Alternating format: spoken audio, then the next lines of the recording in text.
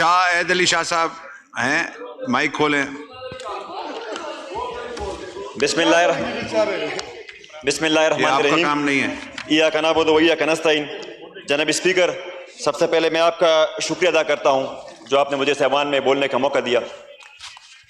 جناب اسپیکر، سب سے پہلے میں اللہ تعالیٰ کی ذات کا شکر ادا کرتا ہوں، اس کے بعد اپنے قائد عمران خان اور اپنے پارٹی کے تمام مشران اور خصوصاً اپنے ضلع نوشہرہ کی عوام کا، جس نے مجھے 94,000 ووٹ دے کر اس شخص کے خلاف مجھے ووٹ دے کے کامیاب کیا جو خود کو سیاست کا شہنشاہ اور سیاست کا فرعون کہتا تھا۔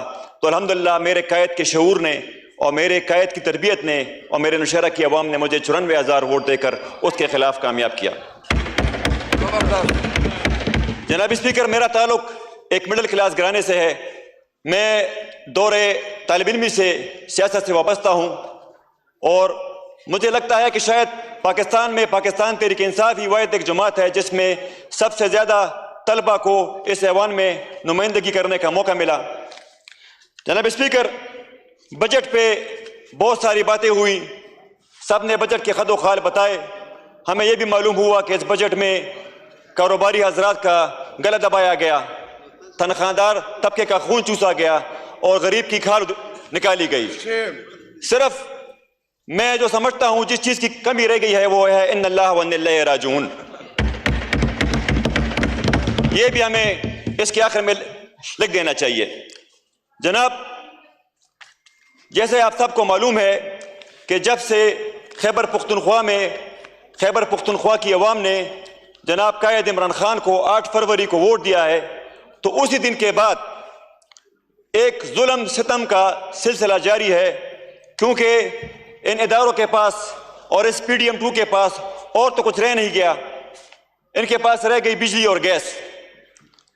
جناب، آپ نے پہلے ہم پختونوں کو دہشت گرد بنایا، پھر آپ نے ہمیں آئی ڈی پیز بنایا اور اب آپ نے ہمیں بجلی چور بنایا۔ جناب اسپیکر، میں اس بات کی پرزور مذمت کرتا ہوں کہ جب یہاں پر وزیر صاحبان آ کر میرے پختون قوم کو چور کہتے ہیں، میں اس کی پرزور مذمت کرتا ہوں۔ آپ آج بھی میرے نوشہرہ میں ایک سرکاری ملازم جو اپنی تنخواہ سے بجلی کا بل ادا نہیں کر سکتا، وہ مجھے آج واٹس ایپ پہ میسیجز کر رہا ہے، رو رہا ہے کہ میرے بچے بغیر بجلی کے بیٹھے ہوئے ہیں اور آبدہ والے میرے میٹر لے گئے ہیں، اور میں اس میں بے وس ہوں۔ ہمارے ہاتھ میں کچھ نہیں ہے کیونکہ آپ نے 70 روپے یونٹ کر دیا ہے، تو آپ 120 تک آپ میرا خیال ہے یونٹ پہنچا رہے ہیں۔ تو آپ مجھے یہ بتائیں کہ اس یونٹ کو کون خریدے گا؟ وزیر صاحب کہتے ہیں کہ بھئی بل دو اور بجلی لو۔ جناب اسپیکر، آپ نے تو بڑا اچھا انہوں نے فارمولہ نکال دیا ہے کہ آپ پیسے دیں گے تو ہم بجلی دیں گے، مگر میں ان سے یہ پوچھتا ہوں کہ اگر آپ نے ایک بڑا اچھا اقدام اٹھایا ہے جو آپ کے فارم 47 کے پرائم منسٹر ہیں کہ انہوں نے پی ڈی بی ڈی ختم کر دی ہے، تو میں ان سے یہ عرض کرتا ہوں کہ وہ کام آپ نے اچھا کیا، میں اس کو اپریشیٹ کرتا ہوں۔ آپ ایک کام اور بھی کریں، آپ اس پیسکو کو بھی ختم کر دیں، کیونکہ یہ ریکوری کرنا پارلیمنٹریز کا کام نہیں ہے، یہ ریکوری کرنا پیسکو چیف کا کام ہے۔ یہ آپ پیسکو چیف سے پوچھے کہ یہ اتنے لائن لاسز کیوں ہے، یہ اتنا شارٹ فال کیوں ہے، یہ اتنی تھیفٹ چوری کیوں ہو رہی ہے۔ جناب اسپیکر، یہ سارا ملبہ عوام پہ ڈال دیتے ہیں۔ وہ آپ پیسکو میں آپ مجھے بتائیں کہ آپ نے کتنے لوگوں کو اکاؤنٹیبل کیا اس معاملے میں، آپ نے کتنے افسران کی انکوائری کی، آپ نے کتنے ایس ڈی اوز کی انکوائری کی۔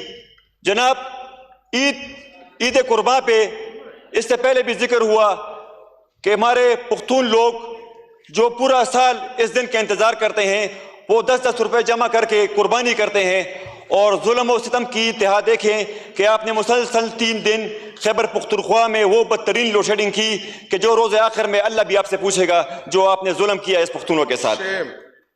جناب،